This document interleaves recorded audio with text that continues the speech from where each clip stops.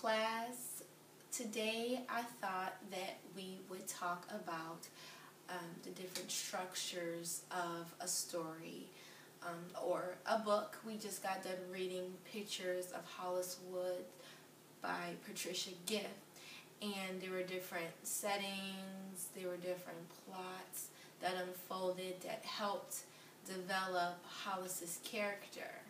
And so now as we go on to our next unit, I thought it would be best for us to gain a better understanding of the structure of a story. One of the ways we're going to gain a better understanding is through the setting, talking about location and time. And then we're also going to talk about the plot.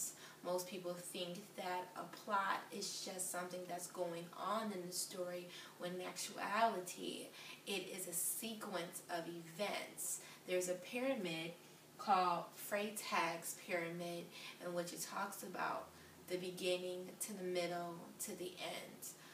And so I want you to go ahead and watch the remainder of this video, and we'll come back and we'll talk about a homework assignment that will better help you understand the setting and the plot. What is the setting? What is the plot? Setting. Setting is the place and time a story takes place. It includes the cultural context as well. Place and location. This would include countries like United States, states like Minnesota, and cities in Minneapolis. This will also include suburbs, cities, mountain type areas, and the country. This also would include schools and at home, or even the grocery store.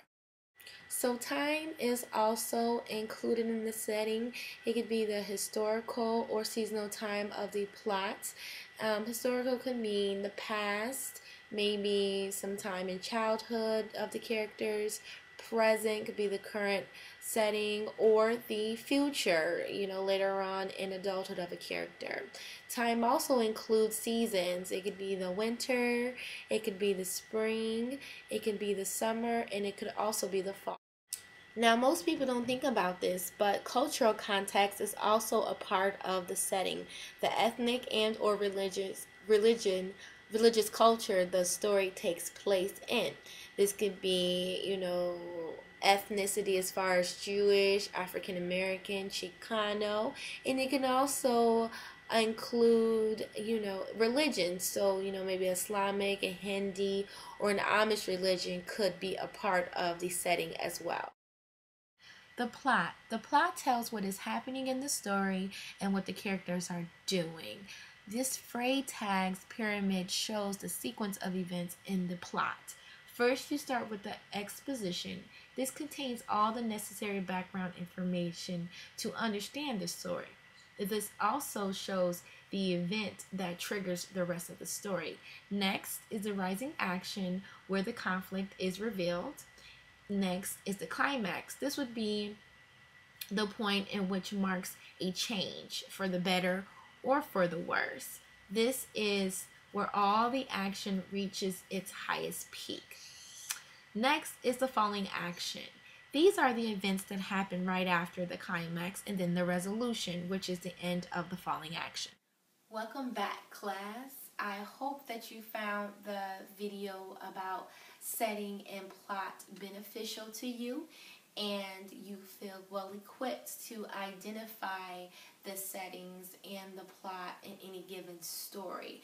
Like I mentioned earlier, we had just finished reading Pictures of Hollis Woods, and so I thought that would be a great book or story to use to help us delve further into settings and plots. So I do have a homework assignment for you that's due in a couple of days. You can bring it into class. It's due March 20th. It's a 2-part assignment. I want you to identify how the setting and the plot shapes Hollis's character.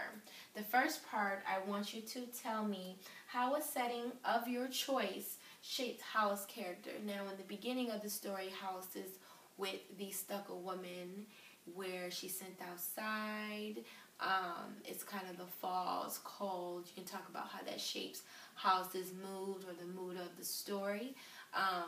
There's also a time where Hollis is with the old man and his family, and it's summertime, and she's in the woods and branches. And then there's also another setting where Hollis is with Josie, and it's in the fall, and she's at her home, but then they also run away together, two branches, to the woods in the wintertime. So there's a different settings you can choose from, and I just need you to choose one and tell me how that shaped Hollis's character.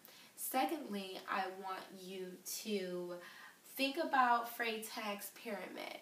I want you to tell me what the story would be like without the sequences of events. You learned about the exposition, the beginning, the rising action, the climax, which is the peak of the story, the falling action, which is the events that happen right after the climax, and the resolution, how was the conflict solved.